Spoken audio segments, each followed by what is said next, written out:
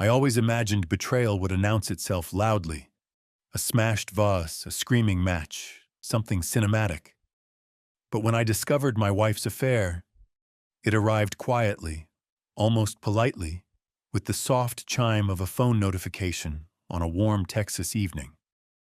It was late August in Dallas, the air still heavy with summer heat. I remember that night clearly. Our kids were in their rooms, Emily blasting music behind her closed door as only a 16-year-old can, and Josh likely dozing off with a comic book at 13. My wife, Anne, was humming to herself in the master bathroom, getting ready for bed. I sat on the edge of our king-size bed, absently folding laundry, when her phone screen lit up on the nightstand next to me.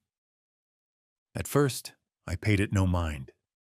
I wasn't in the habit of snooping. In nearly 20 years of marriage, I'd never felt the need. But something about the message preview caught my eye. A heart emoji alongside a line of text. "Can't wait to see you tomorrow. Love ya." The rest was truncated by the lock screen. My hands paused mid-fold, a pair of socks forgotten in my grip. My heartbeat fluttered in confusion. That sure as hell wasn't from me. I swallowed, my mouth suddenly dry. Perhaps it was a harmless note from a close girlfriend? Some inside joke? My brain chased any innocent explanation. Don't jump to conclusions, I chided myself. But an icy prickle of dread crawled up my spine. With a trembling hand, I picked up her phone. The device felt strangely heavy, as if loaded with the weight of what I might find. I tapped the screen, and by some miracle or oversight, it opened without a passcode. The message was from a contact saved under a man's name I didn't recognize, Mike W. My stomach dropped. It wasn't just the one message. A whole thread of texts unfurled before me in an obscene litany. Scrolling up with a flick of my thumb, I saw lines that made my vision blur. "Last night was amazing. Can't stop thinking about you. I'll slip away after work. Meet me at our spot." There were photos too. Blurry, intimate shots of two people entwined that turned my stomach when I realized one of them was Anne. God, it was her. My Anne, with someone else, captured right there on the screen. The bedroom spun around me. I set the phone down as if it burned. A flush of heat crept up my neck, followed by a chill that made me shiver. It was as if my body couldn't decide whether to rage or collapse. My mind screamed denial. This can't be real. But the proof glared up at me in pixelated clarity.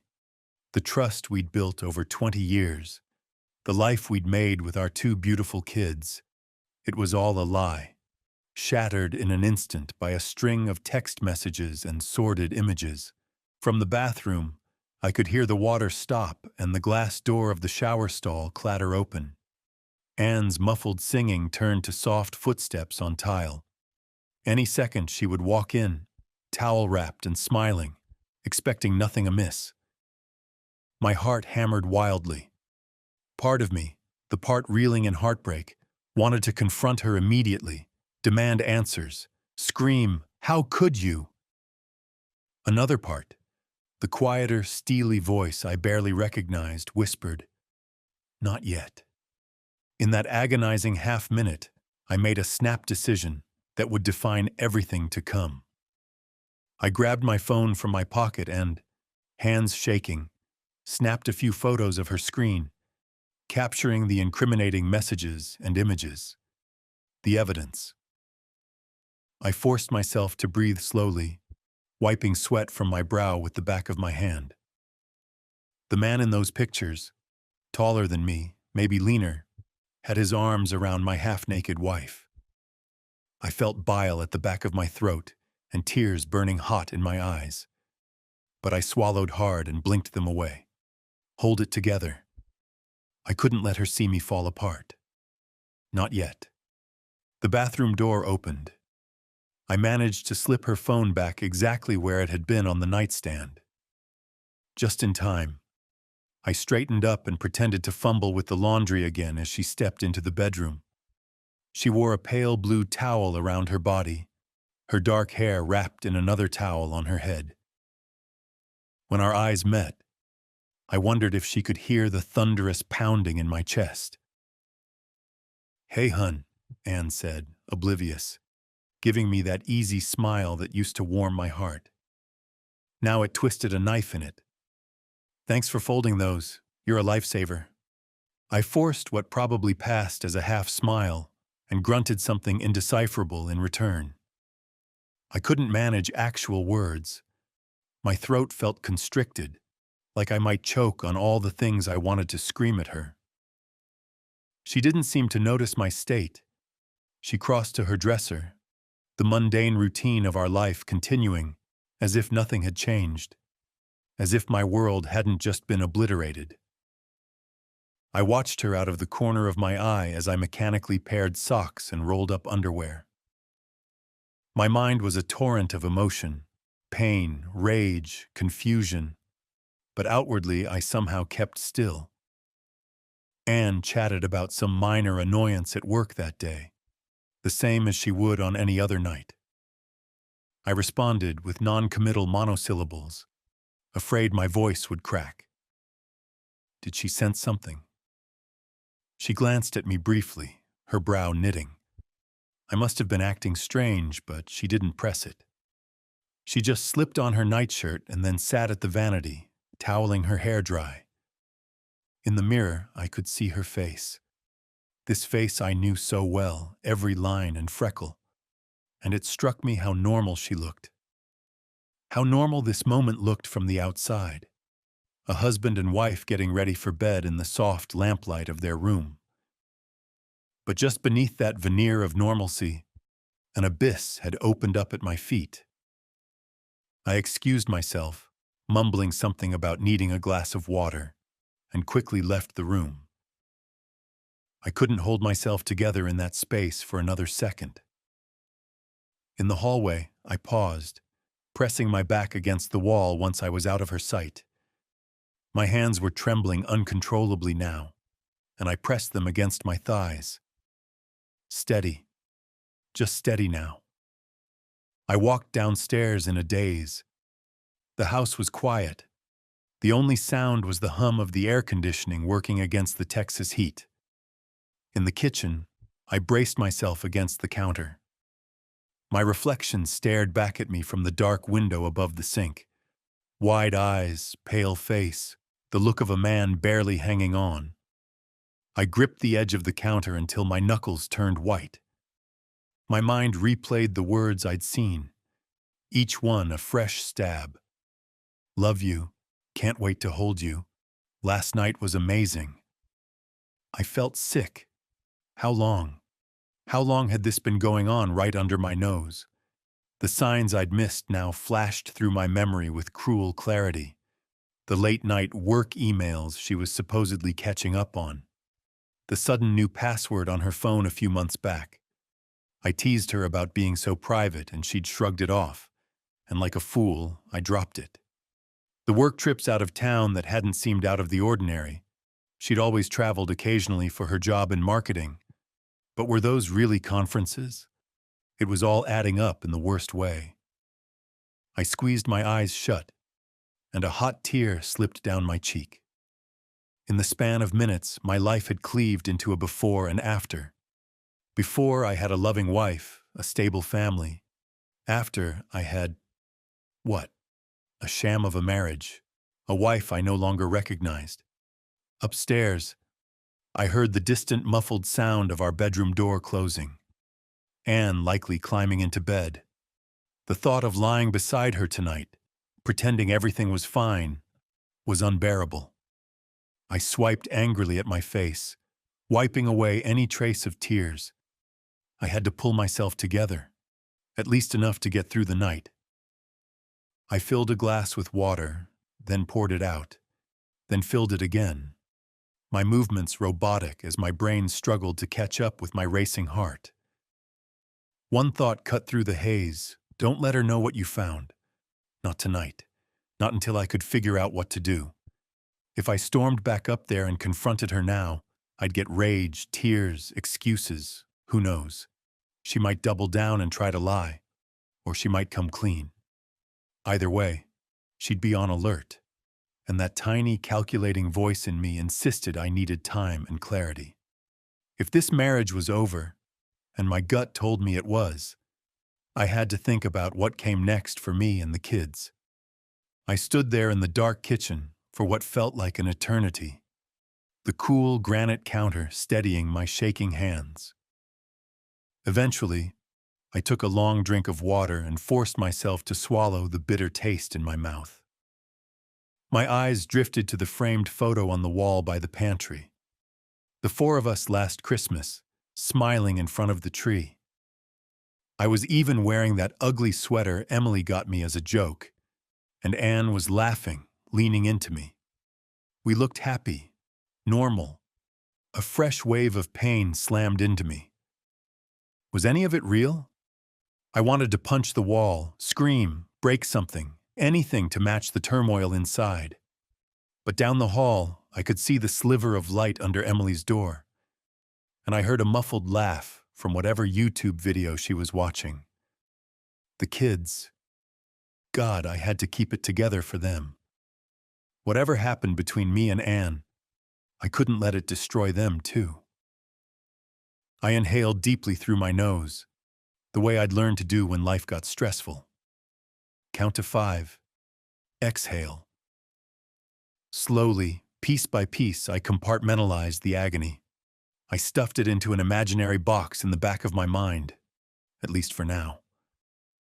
The anger, though, that I kept, it simmered just below the surface, giving me a strange clarity amid the emotional wreckage. I wasn't sure where to start, or what exactly I was going to do, but a grim resolve hardened inside me as I climbed the stairs again. I knew one thing. I wouldn't be the fool in this story. I wouldn't let Anne's betrayal reduce me to a sobbing heap begging why. No. Whatever came next, I needed to be smart, for myself and for our children. When I finally slid back into bed, careful not to jostle the mattress too much, Anne was already asleep, or at least feigning it. I lay stiffly on my side of the bed, as far from her as possible, staring into the darkness. The ceiling fan whirred softly overhead, circulating the thick silence.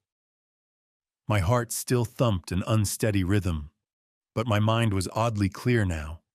In that clarity, a seed of resolve was planted. I will not let her destroy me. I will take back control, piece by piece. I listened to the sound of her gentle breathing. Once that sound would lull me to sleep, a comforting reminder I wasn't alone. Tonight it was a reminder of the stranger lying next to me, a woman with secrets and lies. In the silent darkness, I whispered 4 shaky words meant for me alone. You don't win, Anne. Then I closed my eyes and waited for the first hint of dawn, as a plan, barely formed but growing stronger, began to take root in my mind. I didn't sleep a wink. When the dawn light finally seeped gray and thin through our bedroom curtains, I got up quietly, leaving Anne softly snoring. My head throbbed from lack of sleep and the crushing weight of what I now knew. In the bathroom mirror, I barely recognized myself, eyes bloodshot, jaw clenched. I splashed cold water on my face and took a few moments to steady my breathing. By the time I went downstairs, the kids were already up getting ready for school. The aroma of coffee normally drew me straight to the pot, but this morning even caffeine held no appeal. Emily, perched at the kitchen island nibbling toast, glanced up from her phone. "Dad, you okay? You look—" She trailed off, probably seeing the hollows under my eyes I couldn't conceal. I forced a smile that I'm sure looked as false as it felt. "I'm fine, Em. Just didn't sleep well." I ruffled her hair lightly as I passed. trying to inject some normalcy into my tone. My sweet girl, sharp as a tack, wasn't convinced.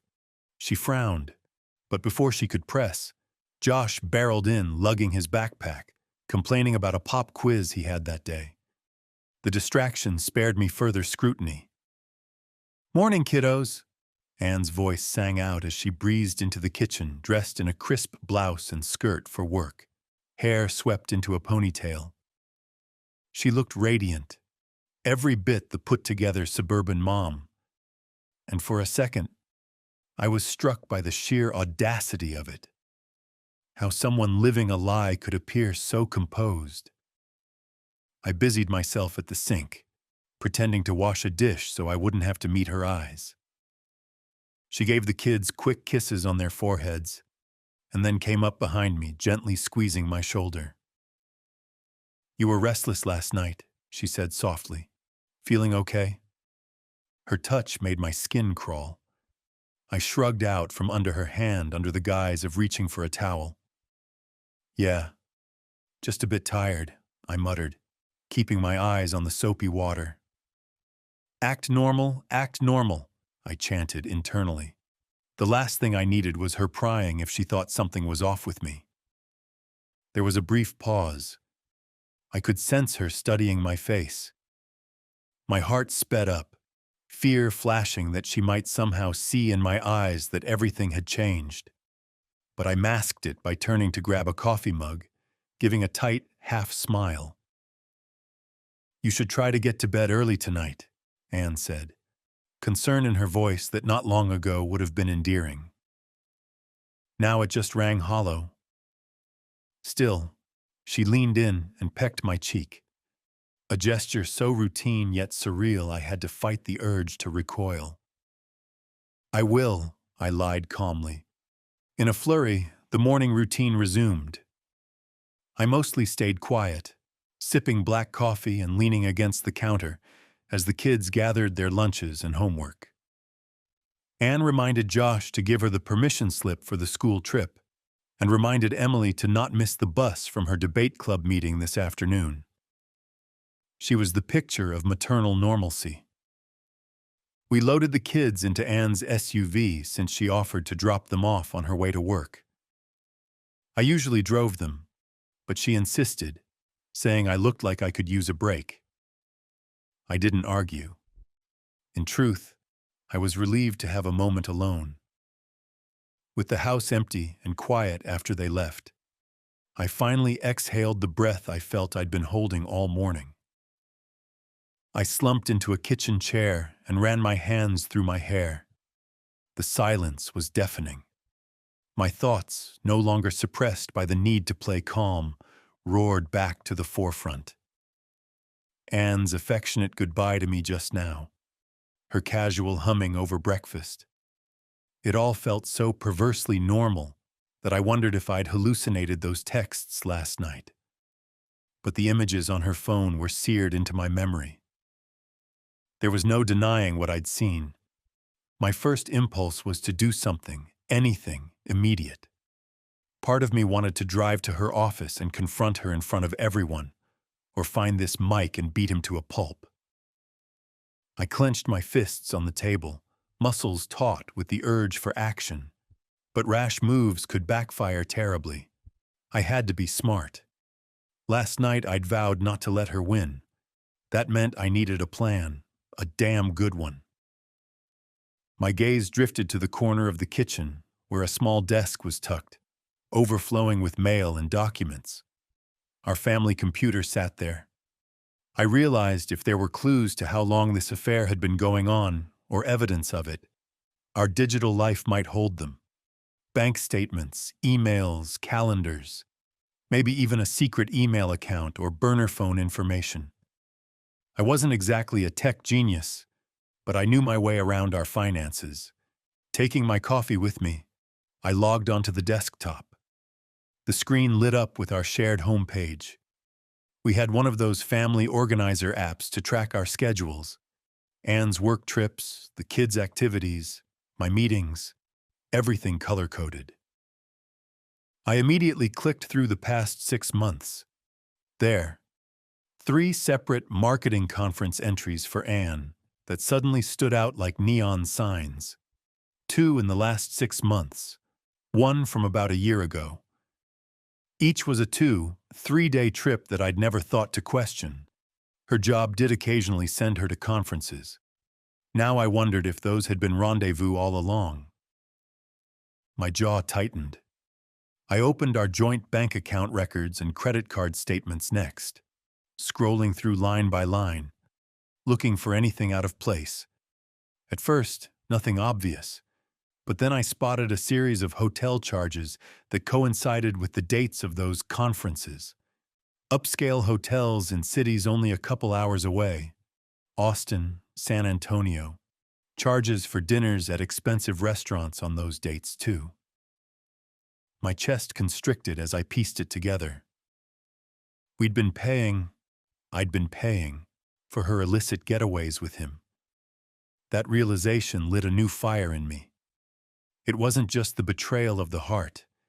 It was betrayal of the trust in every aspect, including our finances. And it wasn't only the trips.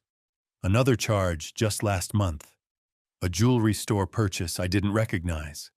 Certainly not anything she'd given to me or the kids. A gift for him, maybe. Or worse, something he gave her. It was on our joint visa, so likely she bought something. For him, or maybe treating herself in her little love-drunk haze.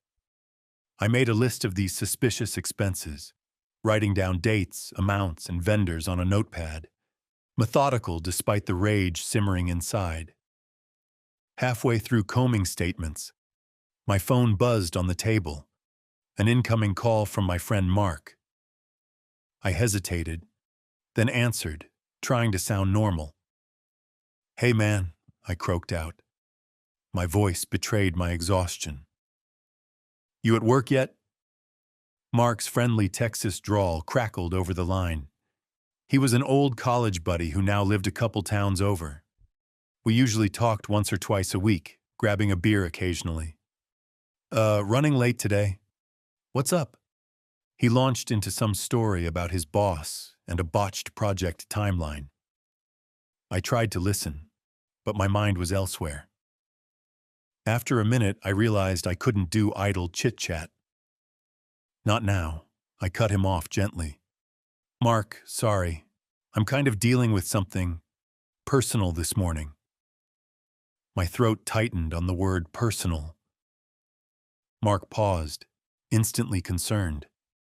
"Everything okay, Jack? You sound awful." That nearly undid me right there. The urge to unload surged up. I trusted Mark. We'd been through thick and thin since our University of Texas days. He knew me better than almost anyone, and I desperately needed someone to talk to. Someone who was squarely in my corner. "Not really," I managed, voice low. I glanced around as if someone might overhear, which was absurd being alone at home. I swallowed hard. I found out something last night. About Anne." The words were heavy, but once they started, they spilled out haltingly. "She's been seeing someone else." There was dead silence on the line. For a second, I thought the call dropped, until I heard Mark exhale a curse. "Jesus, Jack, are you sure?" My laugh came out bitter and strangled. "Yeah, I'm sure. Saw the texts with my own eyes. Photos." I didn't mention the explicit details, but my tone must have told him enough. "God damn," he muttered. He sounded angrier than I expected. "I always thought something was off about her lately. Remember at the barbecue last month, how distracted she was? I should have trusted my gut." I recalled that Mark had asked me then if everything was okay, noticing how Anne spent most of that BBQ glued to her phone. I'd laughed it off. What a fool I'd been. "I don't know what to do," I admitted quietly, pinching the bridge of my nose as a headache threatened. Hearing myself say it aloud, my wife cheated on me, made it all the more real, and I felt a fresh stab of humiliation. Mark didn't hesitate. You lawyer up, that's what. Don't you dare just confront her and let her talk her way out or screw you over. You need to protect yourself, buddy. You and the kids. His immediate pivot to the practical took me by surprise. Maybe I expected him to commiserate or bash her, but instead he was focused. It jolted me into the same mode. Yeah, I was thinking of getting a lawyer, I said slowly, as if testing the words. In truth, that had been percolating in my mind since last night, but saying it out loud felt momentous. Damn right. And don't let on that you know anything until you have a plan.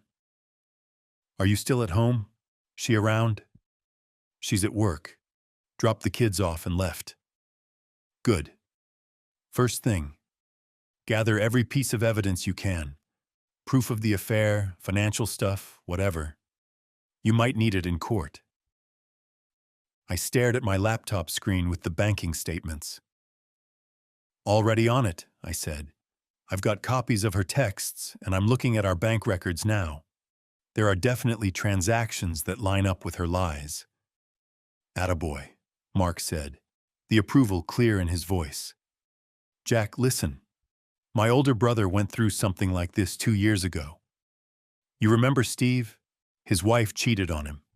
He filed for divorce and won big time because he had all the evidence and a damn good attorney. Got the house, primary custody of his kids, the works. You can do the same. I remembered vaguely hearing about Steve's divorce, but I hadn't known it was due to cheating. Everything suddenly felt more attainable hearing that someone I knew had come out on top in a similar scenario.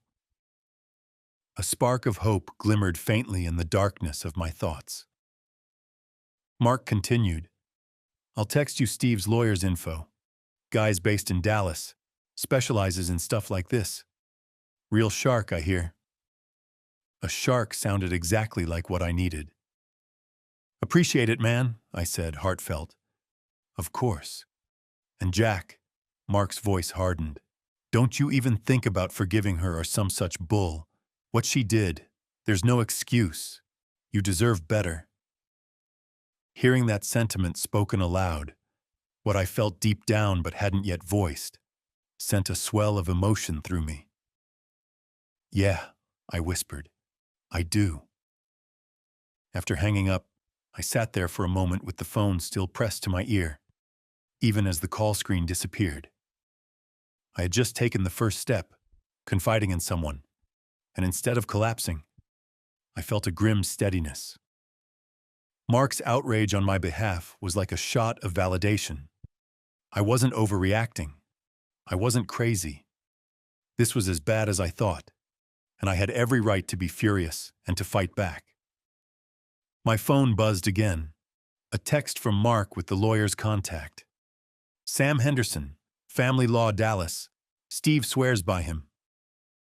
I added the number to my contacts, my fingers hovering for a moment. My reflection in the laptop screen caught my eye, brows furrowed, mouth set in a hard line.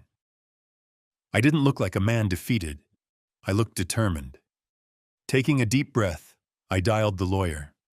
A receptionist answered, and within a minute I was speaking to none other than Samuel Henderson himself. He must have sensed the urgency in my voice because he made time to see me that very afternoon. Bring any evidence you have, he instructed after I gave him the barest outline. My wife has been unfaithful. I need to understand my options. And try to keep things as normal as possible on the home front, until we talk. After I hung up, I realized my hands weren't trembling anymore. For the first time since this nightmare began, I had a direction. I wasn't just drowning in pain. I was swimming towards something. Shore, or survival, or maybe vengeance. I shut down the computer and gathered the printed statements I'd pulled, along with the notepad of my notes. I also forwarded those damning photos and texts from my phone to a new secure email I created, to have backups outside of my devices. Each action, documenting, copying, securing, felt like laying bricks in a wall to protect me and the kids from what was coming. I even thought to check our safe for any important documents: marriage certificate, the deed to the house, birth certificates, and placed them discreetly in a folder. If this was going to become a war, I wanted to be armed to the teeth with information. As I packed up my briefcase with the evidence for the lawyer meeting later, I glanced again at the family photo on the wall. The happy Christmas memory looked different to me today. But instead of breaking me, it steeled my resolve. I wasn't just fighting for myself, I was fighting for that family in the picture, or at least what it had meant. If I couldn't save the marriage, I would save what I could for my children and me. Anne had no idea of the storm about to break, and until I was ready, I'd make sure to keep it that way. That afternoon, I found myself sitting in a high-rise office in downtown Dallas, hands clasped tightly around a manila folder of evidence. The receptionist had offered me water, which I'd declined, my mouth too dry to bother. Now, in the quiet of a tastefully furnished conference room, I waited for the attorney. Through the floor-to-ceiling windows, the skyline stretched, sun glinting off glass towers. It was surreal to think how ordinary the day looked outside, while my own life had veered so violently off course. The door opened, and a tall man in a sharp navy suit strode in, hand extended. "Mr. Thompson, I'm Sam Henderson." I rose to shake his hand. His grip was firm, confident. Late 40s with steely gray eyes, he had an air of no-nonsense efficiency. A shark, Mark had called him. In that moment, I needed a shark on my side. "Please have a seat," he said as we both sat. He gave me a polite, professional smile. "I'm sorry we're meeting under these circumstances. Why don't you start from the beginning and tell me what's going on?" I took a breath and launched into it. It felt oddly clinical to recount the facts. How I discovered explicit texts and photos of my wife Anne with another man. How I suspected this had been going on for at least a year with trips and secret meetings. How we have 2 children and nearly 2 decades of marriage behind us. Sam listened intently, interjecting only to clarify a detail or two. His face remained neutral, but I sensed a sharpening focus in his eyes when I described the evidence I'd gathered so far. When I'd finished, he nodded. "All right. First off, I'm sorry you're dealing with this. It's a terrible situation, but you're taking the right steps. From what you've told me, we have grounds to file for a fault-based divorce on the basis of adultery. Texas is a no-fault divorce state generally, but it does allow for fault-based grounds like adultery. Using adultery as the reason can influence certain outcomes, especially in terms of property division and possibly spousal support." He flipped open a legal pad. "Now, you mentioned you have evidence. May I see it?" I opened my manila folder and handed over the printouts of the text messages and photos I'd captured, as well as the list of suspicious financial transactions and copies of those statements. He took his time reviewing them. I watched his eyes scan the texts, his jaw tighten almost imperceptibly at a particularly explicit line. Then he examined the financial records, nodding at the hotel charges and jewelry purchase I'd highlighted. "This is good," he said, sliding the papers back to me. "Painful, I'm sure, but good evidence. In Texas, if we want to claim adultery, we need clear and positive proof, not just rumors or your suspicions. These texts and photos are pretty strong proof of a sexual relationship. And the fact that you have financial records showing money spent during those trysts, dinners, hotels, strengthens the case. It shows a pattern and also gives us a basis to claim something called marital waste." "Marital waste," I repeated, tasting the unfamiliar term. Sam steepled his fingers. "Also known as a waste claim or fraud on the community. Essentially, if a spouse uses community property assets, marital funds, for purposes outside the marriage, like spending on an affair. The court can compensate the innocent spouse for that. For example, money spent on gifts, travel, hotels for the affair can be counted and effectively reallocated in the property division to you. It requires solid evidence of the spending, but you've already started documenting that. We may even hire a forensic accountant later if needed to trace all such expenditures. I nodded slowly, absorbing this. So not only had her affair shattered me emotionally, it could literally cost her. Good. What about the house, our savings, all that? I asked. Talking about dividing our life felt sickening, but I had to think about it now. He leaned back. Texas is a community property state. That means most assets acquired during the marriage are jointly owned and are typically split in a just and right manner, which often ends up around 50-50ths. However, the law gives judges leeway to adjust that split if one spouse is at fault for the breakup. Adultery is a classic reason a judge might award a disproportionate share of the community property to the wronged spouse. In short, if we prove her adultery, you could get more than half, maybe significantly more, depending on circumstances. Despite everything, I felt a small measure of relief. Years of hard work, saving for retirement, building a home. At least I wasn't automatically going to lose half of it to the person who betrayed me. Significantly more? Like, what are we talking? 70-30? 80-20? I wasn't trying to be greedy, but I wanted to understand how far this could tilt. It depends, Sam said carefully. Every case is unique. The judge will consider how egregious the affair was, how it impacted the family, and definitely the financial aspect of waste. If, say, she spent a large sum of community money on this affair, that amount could be effectively credited back to you in the split. There have been cases where the innocent spouse got something like 60-70% of assets because the cheating was blatant and prolonged. We'll aim to maximize your share, obviously. I realized I was gripping the armrest of my chair. I forced myself to relax. This was good news, relatively. And what about alimony? I mean, spousal support. He gave a thin smile. Texas isn't big on alimony to begin with.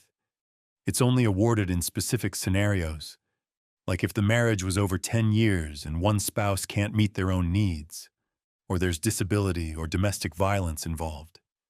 In your case, you've been married 19 years, and Anne, does she work? She has a job in marketing, mid-level. She earns some income, but I'm the primary earner.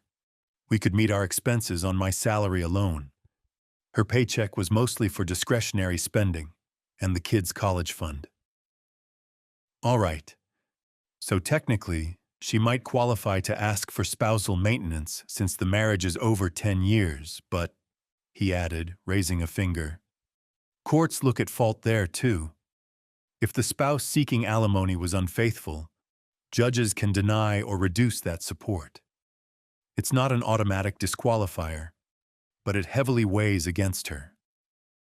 Frankly, if we play this right, it's very possible she won't get a dime of spousal support from you, even if otherwise she might have qualified. I felt a grim satisfaction take root. Anne had betrayed me and our family. The idea of paying her monthly checks after that made my blood boil. Knowing the court might side with me on not rewarding her calmed that worry. What about custody of our kids? I asked next. This one made my voice waver slightly. They're 16 and 13. I want them with me as much as possible. I mean, they're old enough to have a say, but I worry she'll try to use them as leverage or something. I don't want them dragged through hell. Sam's expression softened just a touch. Custody is always delicate. Texas courts, like courts everywhere, decide custody based on the best interests of the child. Adultery by itself usually doesn't render a parent unfit or anything, especially if the kids weren't directly harmed. However, a judge can consider if the affair had any negative impact on the children or the home environment.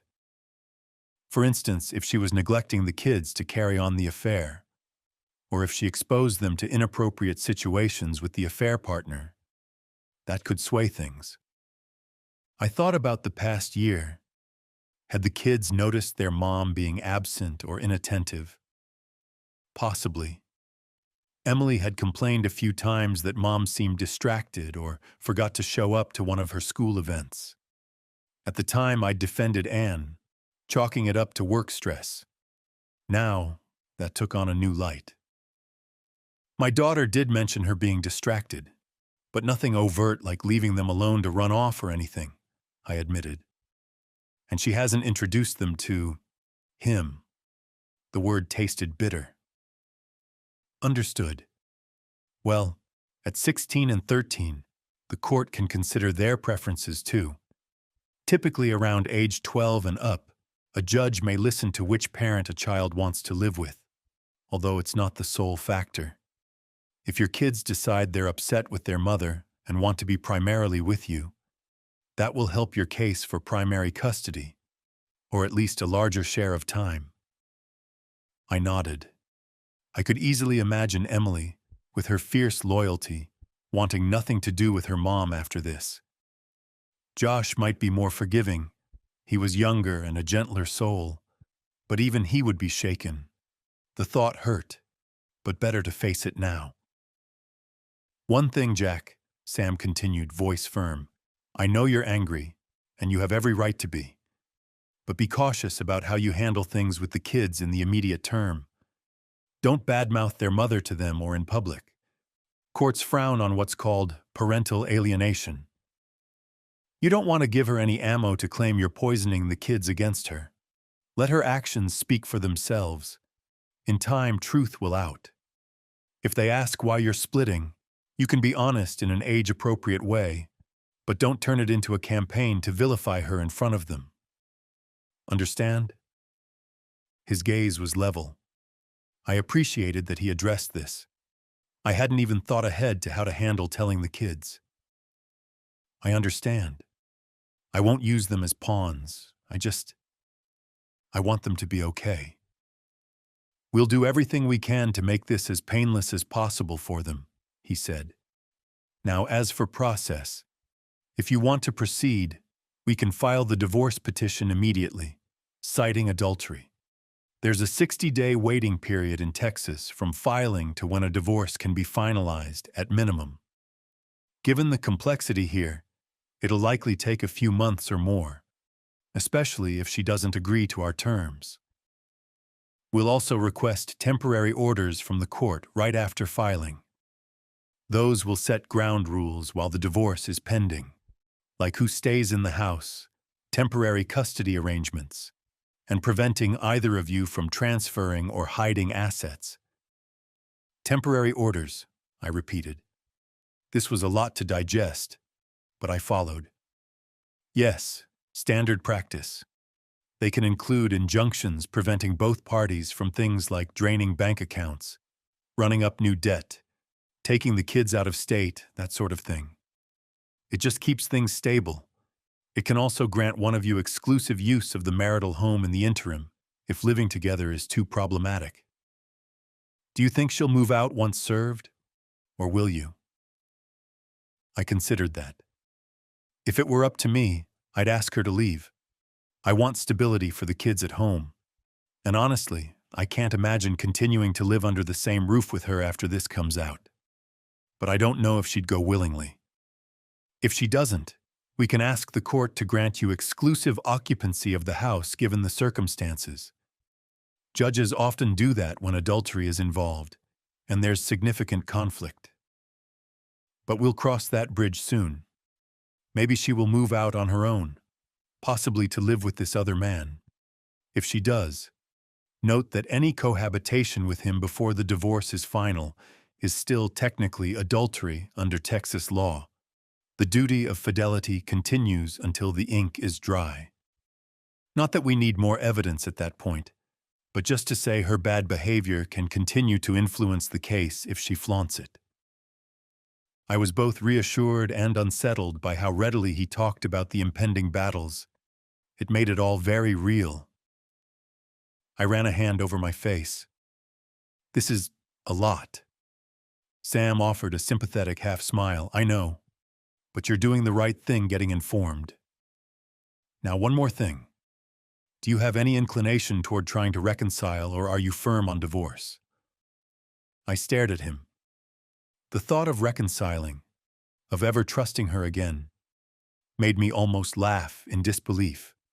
No, it's over.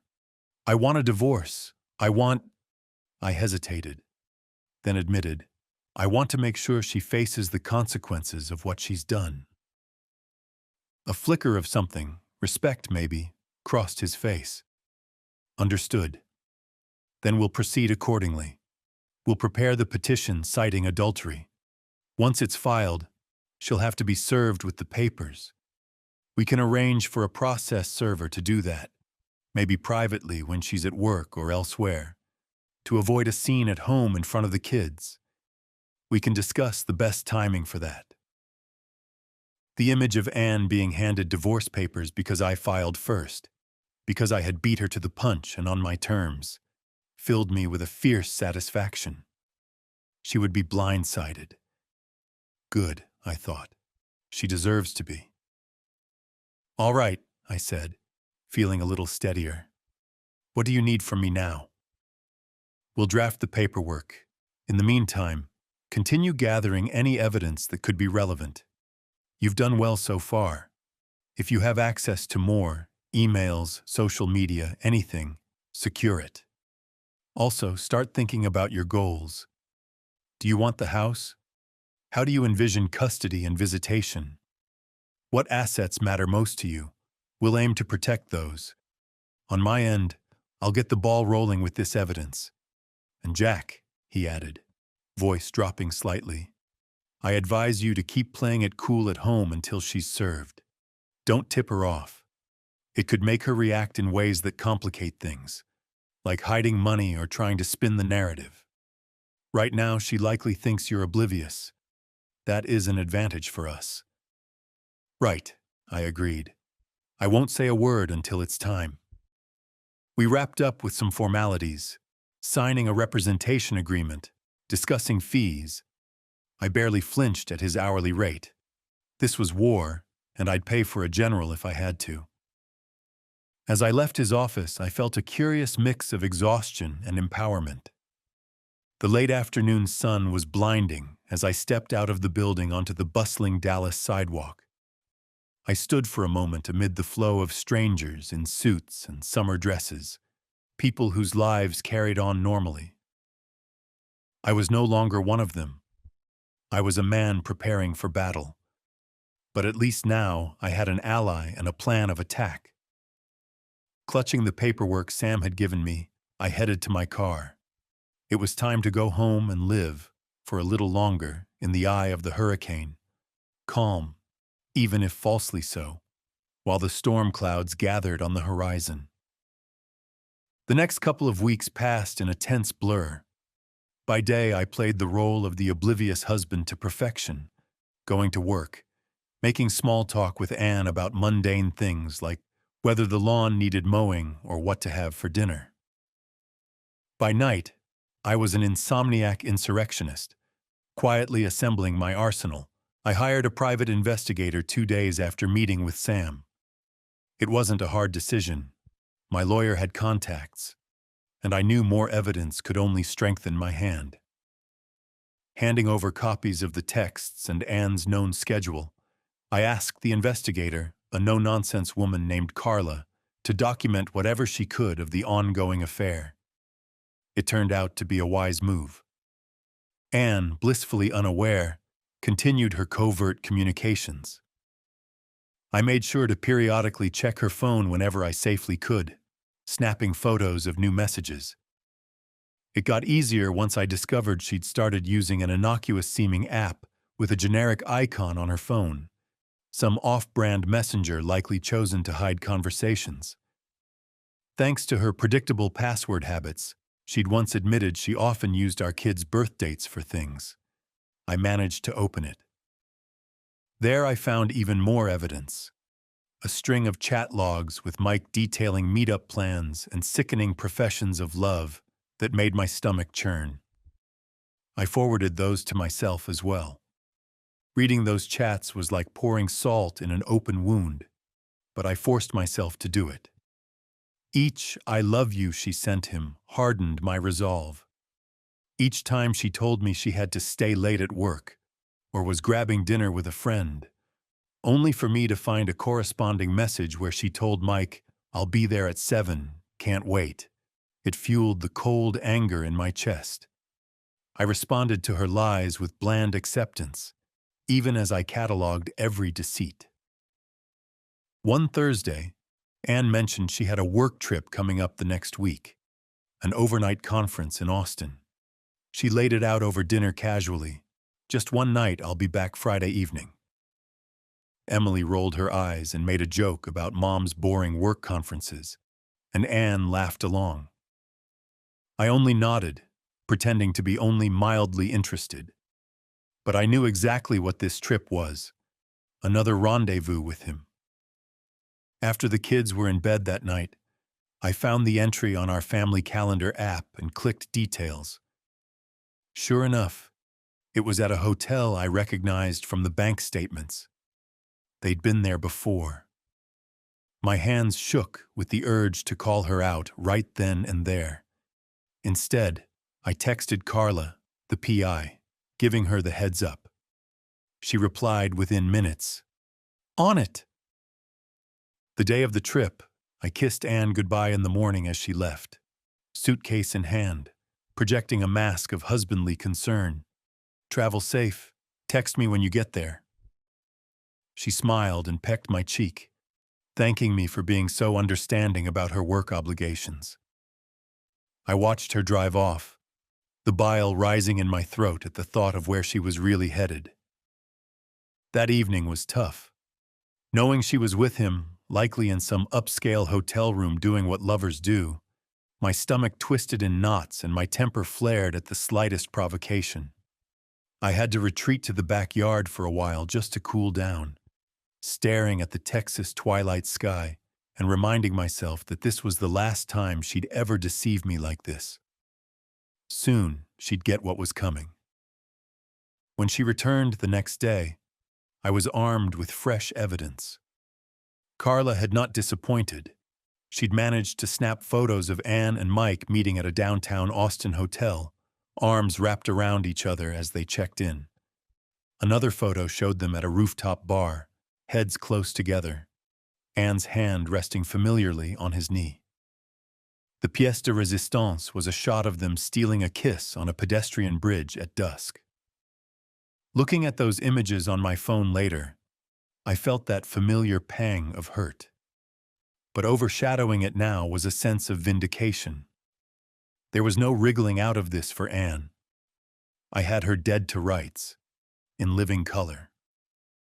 Friday evening, Anne walked through the door right before dinner time, looking a little tired but content. I was in the kitchen chopping vegetables and had to grip the knife tight to steady myself when I saw her. She greeted the kids cheerily, Emily with a hug, Josh with a playful rustling of his hair, then came over to me. "Hey," she said softly. I felt her eyes on me as I kept mine on the cutting board. "Hey, welcome back," I replied, forcing an even tone. I didn't trust myself to meet her gaze, afraid my own eyes might give away the fury behind them. She hesitated, then placed a hand on my back. "Thanks, missed you," she offered. I had to clench my jaw. The audacity.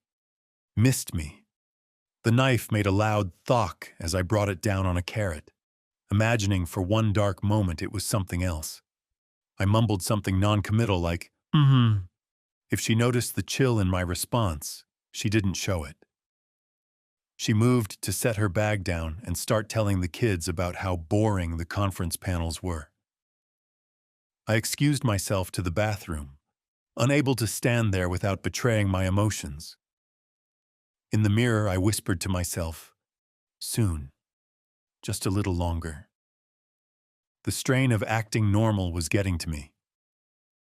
That night, I slept on the couch under the pretense of having some back pain and not wanting to disturb her. It wasn't the first time in recent days I'd found excuses to sleep separately. Late night work, falling asleep watching TV, etc. I told myself it was tactical, to create a bit of distance, but really it was also self-preservation. Lying next to her had become unbearable. A few days later, on a quiet Tuesday afternoon, the divorce petition was officially filed at the courthouse. Sam called to confirm, and my heart pounded with a mix of anxiety and grim anticipation. "She'll be served by week's end," he told me. "We've arranged for a process server to go to her workplace Friday afternoon, around 3. Does that work for you?" It was perfect. Both kids would be at school then, and I'd be at work. I wanted her to be alone when it hit her. No kids around to interfere or get hurt in the initial shock and confrontation. That week was one of the longest of my life. Each day I carried on the charade, eating dinner with her, discussing mundane things like whether we should repaint the living room, even watching a show together with the kids here and there. The whole time inside I was coiled tight, counting down hours.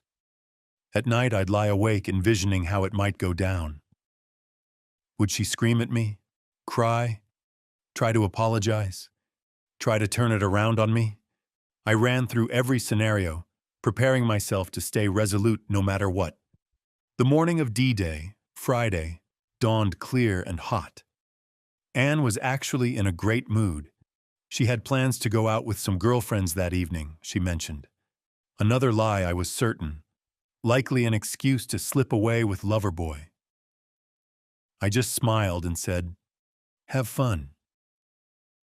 Before I left for work, I took a long look at her. She was sipping coffee at the kitchen table, scrolling on her phone, still in her bathrobe. For an instant, an old memory flashed. Anne in that same robe years ago, pregnant with Josh, laughing about how huge her belly was getting.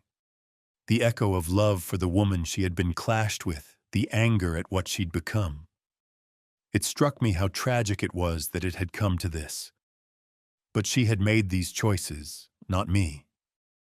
I gave a slight nod to myself, as if sealing off that sentimentality. The time for feelings was nearly over. The time for action had arrived. I leaned down and gave her a perfunctory peck on the head. Maybe the last time I'd ever do even that. She looked up, a bit surprised at the gesture. "Have a good day," I said calmly. "You too, hun," she replied, smiling. As I walked out the door, a grim smile of my own formed where she couldn't see. "Enjoy your day, Anne," I thought to myself. "It's all about to change." At 3 p.m. that Friday, I sat at my desk at work, eyes fixed on the clock.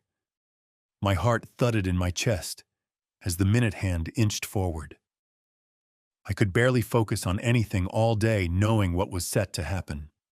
When 3 o'clock arrived, I pictured a stranger walking into Anne's office, handing her an envelope with legal papers that would detonate her comfortable illusions.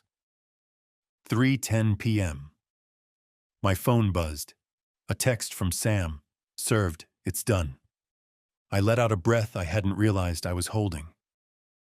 For a moment, I just stared at those words. It's done. There was a finality to it that was both terrifying and liberating. Not 2 minutes later, my phone began to ring. Anne's cell. I swallowed hard and declined the call. She immediately tried again. I muted it and watched it vibrate insistently on my desk until it stopped. A voicemail notification popped up, then another call. I knew she was likely freaking out, but I had no intention of handling this over the phone. I texted her, keeping it short. "I'll be home soon. We'll talk then." I didn't wait for a response. I grabbed my things, told my boss a family emergency came up, and walked out of the office into the blazing afternoon sun. The drive home was a blur. Adrenaline made everything hyper clear. The glint of sunlight off windshields, the dry Texas summer air shimmering above the asphalt. I rehearsed what I'd say, but my thoughts were a storm. By the time I pulled into our driveway, I still hadn't settled on an approach. All I knew was that I wouldn't be swayed. Anne's car was already there, of course. She must have left work immediately after being served. The front door was ajar. I stepped inside and found her in the foyer, pacing. She spun to face me and I saw she was clutching a sheaf of papers. Copy of the divorce petition. Her face was a mix of anger, confusion, and fear. Eyes red-rimmed, as if she'd been crying on the drive back, but now blazing with adrenaline. My own heart was pounding, but I steeled myself and closed the door behind me with a quiet click. What is this, Jack? She started, voice high and strained. She held up the papers as if to wave them at me, then thought better and gripped them to her chest. You filed for divorce, adultery in court? You had me served at my office? Her voice broke on the last word. She looked utterly thrown. I realized she truly hadn't seen this coming, not in the slightest. For a split second, I felt a twinge of something almost like pity. But then I remembered why we were here. I set my keys down slowly on the entryway table. Yes, I said evenly. I did. She stared at me, chest heaving. You could have talked to me. How could you blindside me like that? How could I blindside you? I cut in, my voice low but seething. The irony of her words ignited my anger. That's rich, Anne. She blanched, realizing her poor choice of words. I mean, we should have talked first. Marriage counseling, something. There's nothing to talk about, I said coldly. I stepped forward, into the foyer light, facing her fully now. I know, Anne. Her eyes widened a fraction. No? Know what? It was almost a whisper, a last-ditch denial. I gave a short, bitter laugh. Don't insult me by playing dumb. I know about you and Mike. I practically spat the name. I've known for weeks. The color drained from her face. Her mouth opened, but no sound came. The shock was plain on her face. Shock not just at the revelation, but likely at how I'd managed to keep it hidden. She looked down at the papers in her hands, flipping through them as if hoping they might contain some explanation. You hired a PI, she murmured, noticing a line in the petition that referenced evidence of infidelity. I did what I had to do, I replied. God, Anne, did you really think I wouldn't find out? All those lies about work trips and late nights. My voice was rising now, anger breaking through the composure. I trusted you, and you made me into a fool. She shook her head wildly, tears starting to spill. It wasn't about you. It was never about hurting you, Jack. Don't you dare make yourself the victim in this, I snarled. You lied to me, to our kids. You brought a stranger into our lives behind my back. Her face crumpled. It just happened. I never meant to. She stepped forward as if to touch me, but I recoiled. Never meant to? I repeated. My voice cracked like a whip in the space between us. You never meant to fall on top of another man? To screw around on business trips I paid for? Spare me, Anne. She sobbed once, covering her mouth. I'm sorry, she choked out. I'm so sorry, Jack. I stared at her, at the tears streaming down her cheeks. Once that sight would have broken my heart. Now it just left me cold. Sorry you did it or sorry you got caught. She winced as if slapped. For a moment, the only sound was her ragged breathing. I never wanted to hurt you, she said softly. I was lonely. Lonely? I echoed, incredulous. A bitter taste filled my mouth. We have 2 kids and nearly 20 years together. And you were lonely? I was right here, Anne. I would have done anything to fix things if you were unhappy. Instead, you chose to. I stopped myself, clenching my fists. I didn't want to yell the ugliest words with the kids possibly within earshot soon. She wiped at her face, mascara smudging. It was a mistake, she whispered. It got out of control. I didn't know how to end it. I found myself shaking my head, a strange calm descending. It's already ended, I said quietly. Maybe it got out of your control, but now it's in mine. We're done, Anne. There's no coming back from this. At that, she broke down, sinking to sit on the bottom stair of the staircase, shoulders shaking. She dropped the papers on the floor beside her. Please, Jack, can't we at least talk about this? Think of the kids. My jaw tightened. I am thinking of the kids. They deserve parents who don't live a lie. Do you think they haven't noticed something's wrong? We're not exactly winning any Oscars with our little domestic act. She sobbed harder, burying her face in her hands. Seeing her like that, utterly shattered, would have wrecked me once. Now I just felt a grim vindication. I took a deep breath, trying to steady my voice. I didn't want it to go this way, but you forced my hand. You broke us, Anne. You broke our family. At that moment, I heard the soft creak of a door down the hall. I turned to see Josh standing there halfway out of the kitchen. His eyes were wide and frightened, darting between his mother hunched on the stairs and me, tense and grim in the foyer. He must have come in through the back door, maybe got off the school bus and slipped inside unnoticed while we were arguing. Dad. Mom, what's going on? His voice was timid, uncertain. I felt a pang in my chest. I hadn't wanted him to witness this raw confrontation. I forced a gentler tone, unclenching my fists. Josh, hey buddy, come here. Anne hastily wiped her face, sniffling and trying to pull herself together. Josh stepped closer slowly. I put an arm around his shoulders. I could feel him trembling slightly.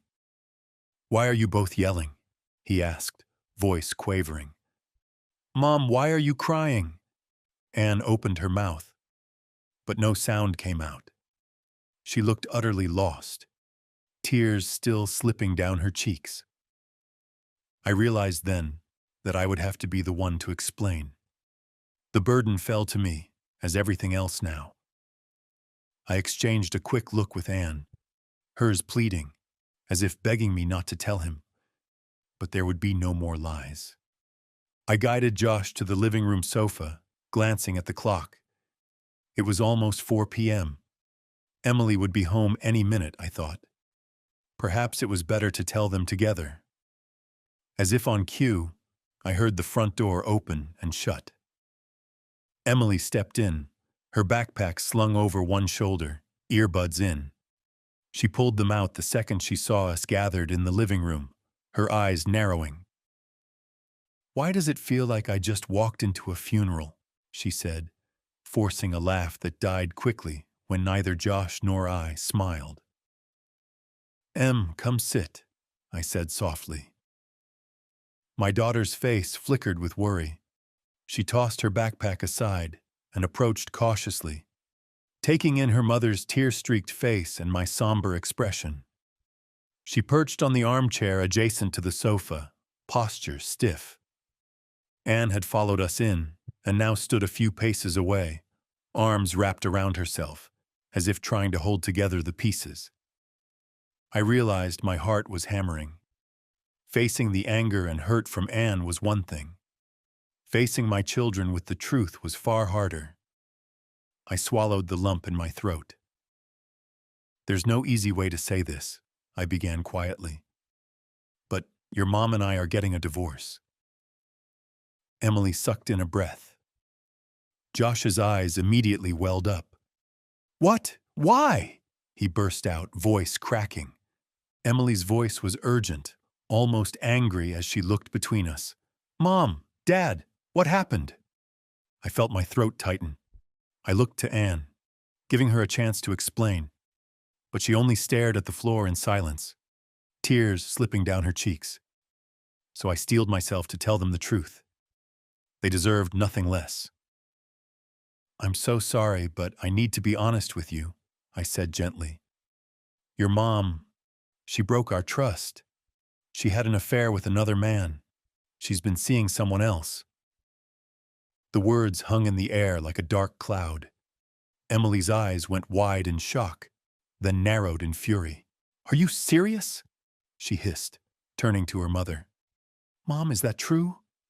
Did you cheat on Dad? Anne let out a soft sob. She opened her mouth, but no sound came. That silence was answer enough. Emily recoiled as if struck. I can't believe this, she said, voice trembling. How could you do that to us? To Dad? Josh, still pressed against me, looked at his mother through tearful eyes. Mom, why? Weren't we enough for you? Anne let out a broken sob. You were, sweetie. You are. This was never about you or your sister. I love you both more than anything. This was between your dad and me. I messed up. I'm sorry. She was openly crying now. Emily's eyes flashed through her tears. Between you and Dad. No, Mom. You didn't just hurt Dad. You broke our family when you decided to do this. Her voice cracked with anguish. Emily, I said gently, raising a hand. Despite everything, I didn't want to pile on. Let's try to stay calm. She rounded on me, eyes blazing. How are you so calm, Dad? She cheated on you. On us. Aren't you angry? I managed a sad smile. I am, honey. I'm furious. But I've known for a while now, and I've had to learn how to hold it together. For you guys. Her face softened just a little at that. She sniffed hard and came over to me and Josh. I stood, and she hugged me fiercely. I'm so sorry, Daddy, she whispered, voice small like when she was little and skinned her knee. You didn't deserve this. That undid me. I wrapped both my kids in my arms, my throat too tight to speak. A few tears finally slid down my face unchecked. We'll get through it, I managed to croak. We'll get through it together, okay? I promise. Over Emily's shoulder, I met Anne's gaze. She stood a few feet away, arms folded around herself, witnessing the three of us clinging to each other. The look on her face was pure devastation, realizing that in this moment, she was on the outside of our circle. For a long beat, no one spoke. Only quiet crying and breathing filled the space. Finally, Anne spoke in a trembling voice. I'll stay at Aunt Carol's tonight.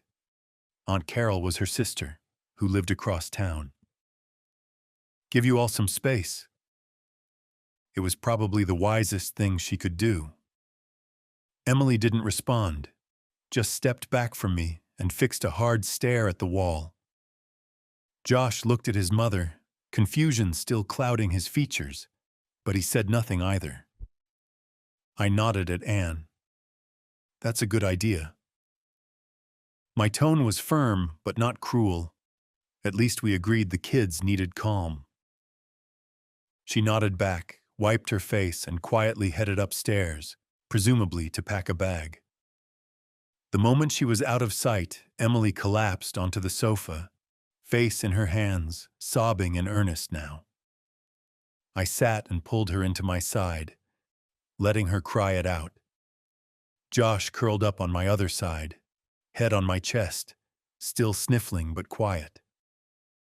My heart ached painfully, but amidst the sorrow I felt an unexpected sense of solidarity. My children, our children, were with me.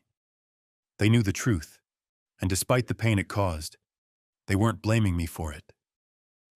If anything, they were rallying to my side. In their own grief and anger, they still showed me love and support. Emily's words echoed, "You didn't deserve this." No, I didn't, and I wasn't going to accept it. I pressed my lips to the top of Josh's head and closed my eyes, holding both kids close as we trembled through those awful moments together. Upstairs, I could hear faint sounds of drawers opening and closing as Anne gathered her things. Each thud felt like the final nails in the coffin of our life, as it had been. But it also signaled something else. The first steps of our life moving forward, broken but honest. When Anne came back down, suitcase in hand, we all stood. She approached the kids cautiously. "I'm so sorry," she whispered again, voice racked with guilt. "I love you both. I'll call you tomorrow, okay?" Josh mumbled, "Love you too, Mom," because that's the kind of sweet kid he was, even now. Emily stayed silent, arms crossed tightly, looking at the floor. Anne looked at me, eyes pleading for some acknowledgement or hope. I gave her none. I simply said, "We'll figure out a schedule for you to see them. But not tonight." She opened her mouth, then closed it, and nodded. With one last shattered glance at our children, she walked out the door. As the door shut behind her, a heavy silence filled the house. Emily let out a shaky breath and leaned into me. I wrapped an arm around her and Josh both. It struck me then that the worst part was over. The painful truth was out, the confrontation done. We were battered and raw, but we had each other. And for the first time since discovering the affair, I felt something akin to peace. I guided the kids back to the sofa, and we sat there into the evening, sometimes talking in hushed voices, sometimes just sitting in silence, processing. I answered their questions as honestly as I could. Yes, I had known. Yes, I had tried to handle it the best way I knew how. No, I wasn't ever going to forgive what she did. But yes, they should still love their mother if they could, because she would always be their mom. Emily was bitter, vowing she'd never forgive her. Josh was just sad and confused, but relieved I wasn't leaving them. I assured them repeatedly that no matter what, I was here for them and we'd remain a family, just configured differently.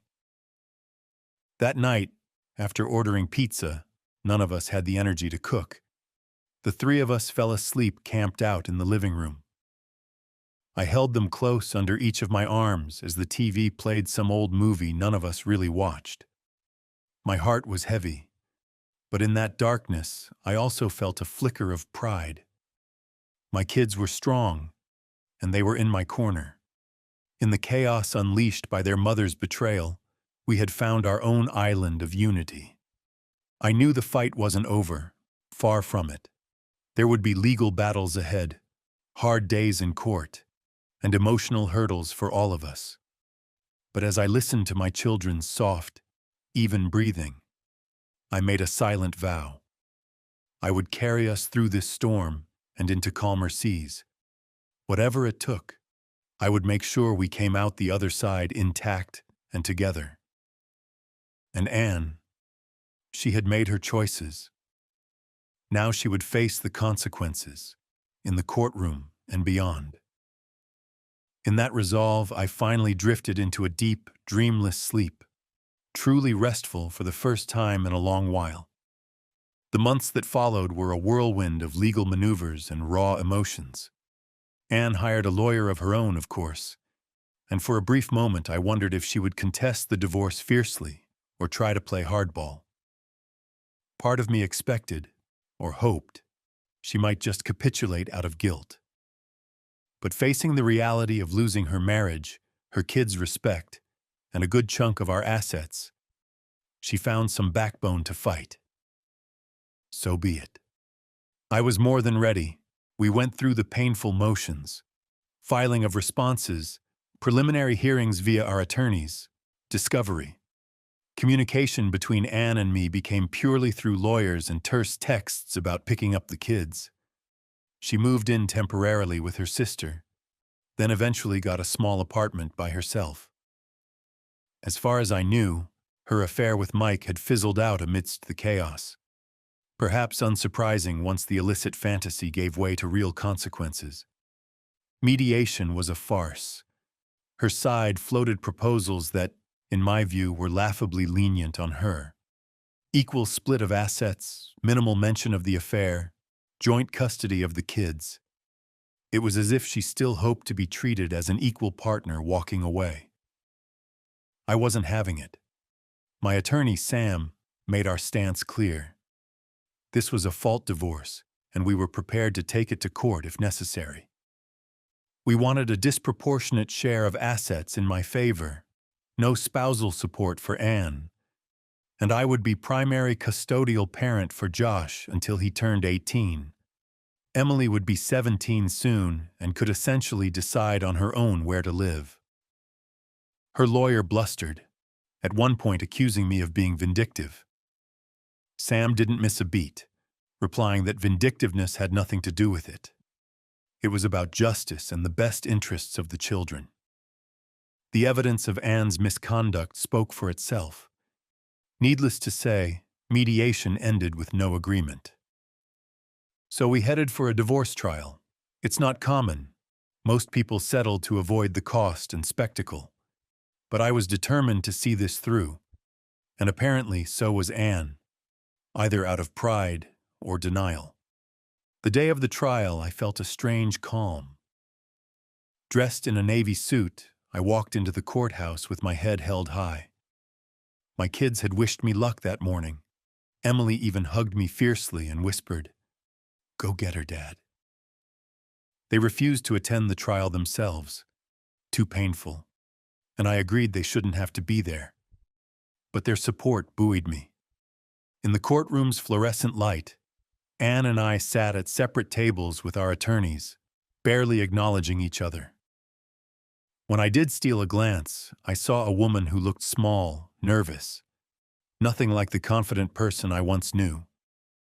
I almost felt sorry for her, but then I remembered what this was for. Our case was heard by a single judge, no jury. As the petitioner, our side presented our arguments first. Sam laid it out in a measured, factual tone. The marriage had been ended due to Anne's adultery, which we would prove with clear evidence. He outlined how her actions constituted a breach of trust that justified an unequal division of assets in my favor, especially given the financial expenditures on the affair. He also noted we were seeking primary custody of our son, given the circumstances and the children's own preferences, though he was careful to keep the focus on best interests of the child, not punishment of the mother. Then came the evidence. It was simultaneously satisfying and wrenching to watch it unfold. Sam called me as the first witness. I took the stand, my pulse steady, and answered his questions about how I discovered the affair and the impact it had on our family. I had to verbally describe finding those texts, the nights lying beside my unfaithful wife in turmoil, the moment I had to tell my children their mother had betrayed us. It was harrowing, but I spoke calmly, looking the judge in the eye. This was my story, and I wanted it heard. Then Sam guided me to the financial aspect. We introduced copies of bank statements and credit card bills, highlighting the hotel bookings in Austin, San Antonio, the fancy restaurants, the jewelry purchase. I confirmed those expenses were made without my knowledge, ostensibly during times my wife claimed to be on business. The judge's eyebrows inched upward at the mention of thousands of dollars of community funds spent wining and dining an affair partner. Next, we presented the PI's report. Carla herself testified briefly, authenticating the photos she'd taken of Anne and Mike together during that trip and other meetings. As each glossy color photo was entered into evidence, Anne in another man's embrace, smiling like a woman in love. I saw Anne at the defense table shut her eyes, a tear slipping down. Her attorney looked uncomfortable as well. There was no real rebuttal to cold, hard images.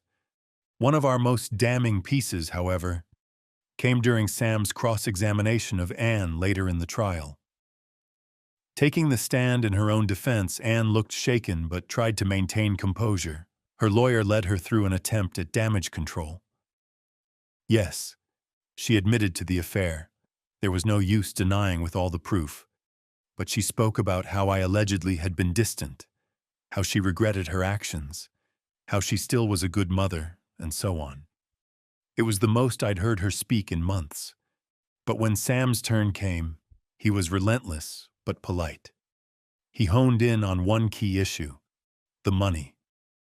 "Mrs. Thompson," he said, standing a few feet from her, holding a document, "in your deposition, you claimed under oath that you did not use any joint funds to finance your affair, correct?"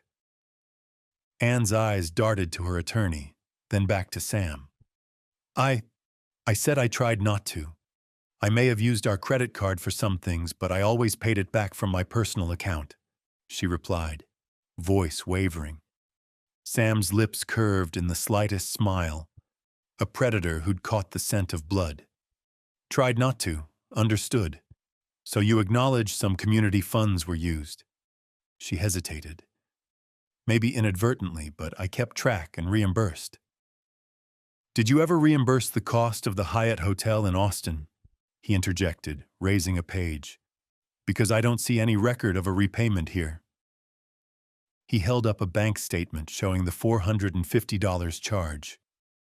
Anne flushed. "No, I guess not that one specifically." "And the dinners at La Belle Bistro on July 7th, and the jewelry from Goldsmiths in September. Did you reimburse those?" Anne shook her head, tears starting to well. "No." "So when you swore in deposition that I paid my own way with Mike, I didn't spend our family money on him. That wasn't entirely true, was it?" Sam said, voice deceptively mild. Her lawyer objected to the tone, but the damage was done.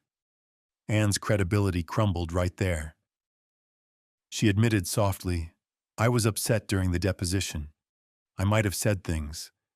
I was trying to make it seem less bad." At that, the judge interjected dryly, "Mrs. Thompson, this court cares about the truth, not making things look better. Continue, Mr. Henderson."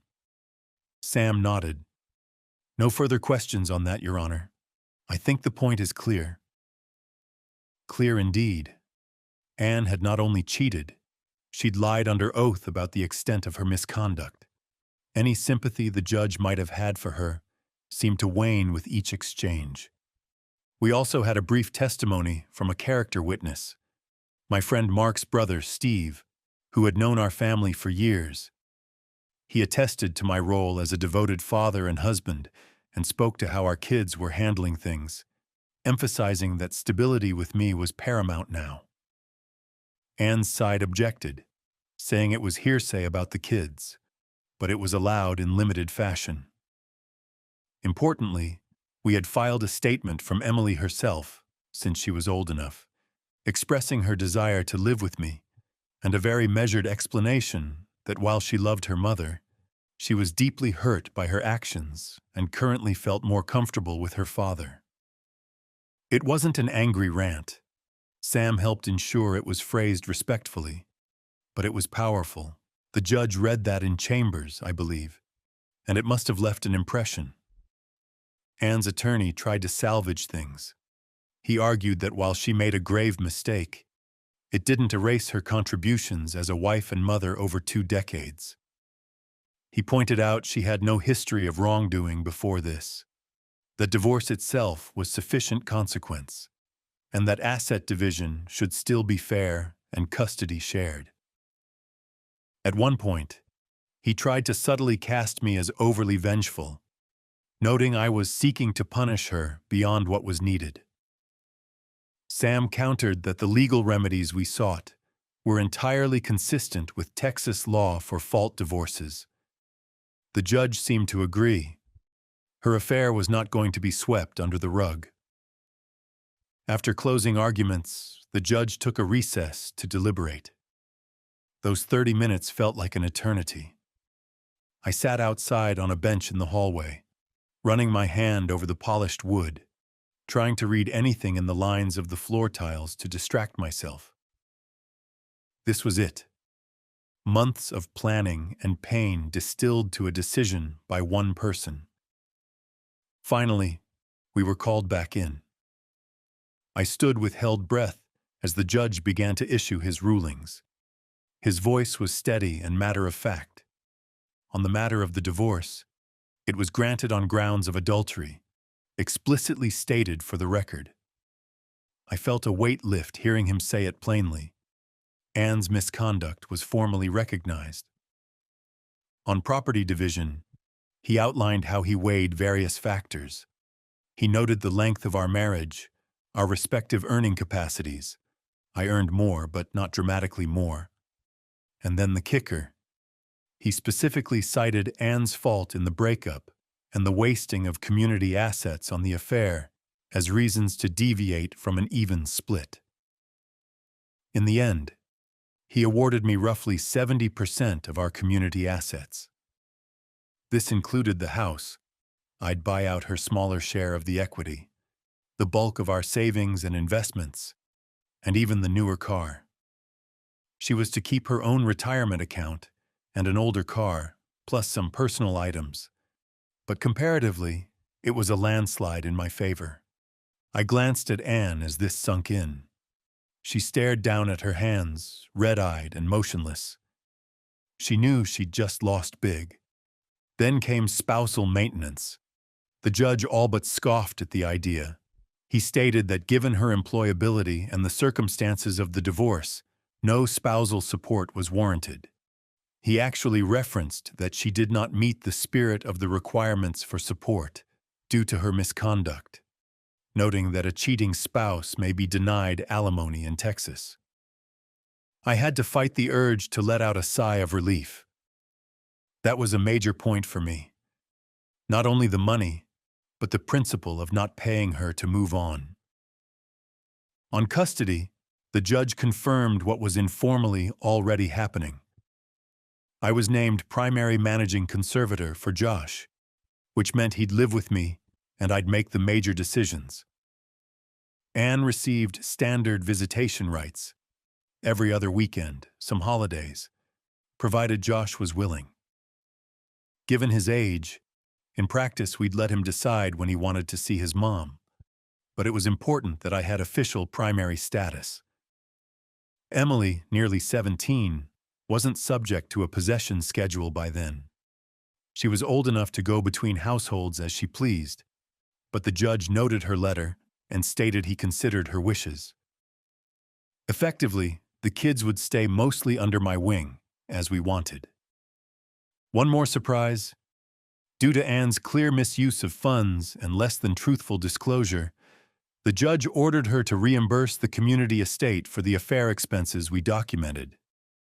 In practice, this meant knocking an equivalent amount off what would have been her share of assets. Additionally, he ordered her to pay a portion of my attorney's fees. He specifically cited her fault and the protracted litigation as the reason, essentially penalizing her for the affair and for dragging us through a trial when the outcome was evident. Sam had warned me not to bank on attorney fees, as courts often make each party pay their own. But here the judge clearly felt her actions merited an exception. When I heard that, I had to school my expression to neutrality, but inside I was elated. She not only lost, she was being financially chastised for it. The gavel came down. It was over. I had won, not out of petty revenge, I reminded myself, but out of justice. Still, standing there in that courtroom, I allowed myself a moment of quiet triumph. As we gathered our papers, Anne approached me. Her attorney hung back, giving us a measure of privacy as other people shuffled out. She looked at me, eyes overflowing with tears. "Jack," she croaked, her voice barely audible. I'm sorry." I looked back at her. This woman I had once loved deeply. For a moment, I searched myself for any remaining anger or even compassion. There was some sadness, yes, but no anger. I had wrung it all out in this battle. And compassion? Perhaps a little, seeing her so defeated. But mostly, I felt a sense of closure. "I hope you find whatever it is you were looking for," I said quietly. It wasn't forgiveness, not really, but it was the closest I could offer. Then I turned and walked away, leaving her standing there as the bailiff called for the next case. Outside the courthouse, the late afternoon sun was blinding and hot. Sam shook my hand firmly, a rare grin on his face. "That went about as well as it possibly could have," he said. "Thank you for everything, Sam," I replied sincerely. We parted ways, and I headed straight home to my kids, eager to tell them the outcome. The moment I walked in the door, Emily and Josh sprang up from the couch where they'd been anxiously waiting. I broke into a smile. "It's done," I announced. "We won." They rushed over, both talking at once. I laughed and pulled them into a hug. "It's all settled," I said. "No alimony. I get to keep the house and most of our things. And you two are stuck living with me for good." Emily let out a whoop of triumph, and even Josh cracked a grin, relief washing over his features. We held on to each other in a little huddle, the tension of the past months finally melting away. That evening, we cooked a simple taco dinner together and ate at the kitchen table, something we hadn't done with genuine joy in a long time. There was laughter amid the discussion of plans for the house and even jokes from the kids about my questionable cooking techniques. The black cloud over us had lifted. After the kids went to bed, I stepped out onto the back porch with a cold beer. The Texas sky was clear, stars just beginning to twinkle as dusk deepened. I took a long sip and closed my eyes. It was over. Justice, however rough, had been served. I bore the scars of what happened, no question, but I also bore a hard-won peace. I didn't lose my dignity, my home, or my kids. In fact, I'd gained a new depth of respect and love from Emily and Josh. We had been through the fire and come out bonded stronger than ever. I emerged on the other side not as a bitter man broken by betrayal, but as a survivor, one who stood up for himself and his family and prevailed. Inside, I heard my phone buzz on the counter. A text from Anne's number. Likely some final logistical words or apologies. I would deal with it tomorrow. Tonight was for healing. I took another pull of my beer and looked up at the wide Texas sky. The hardest chapter of my life had ended today in that courtroom. No reconciliation, no happy ending with the woman I once loved, but a new beginning for me and my kids. And in that new beginning, I was the one steering the ship. As a warm breeze rustled through the oak tree in our yard, I realized I felt lighter than I had in ages. The nightmare was over, and we were free. I went back inside, locked up the house that was now truly mine, and turned off the lights. Tomorrow, we'd start figuring out our new routines, our new life. It wouldn't be perfect or easy, but it would be honest, and it would be ours. And as I headed up the stairs to check on the kids, I allowed myself a small, triumphant smile. In the end, despite everything, I hadn't just survived this ordeal. I had won.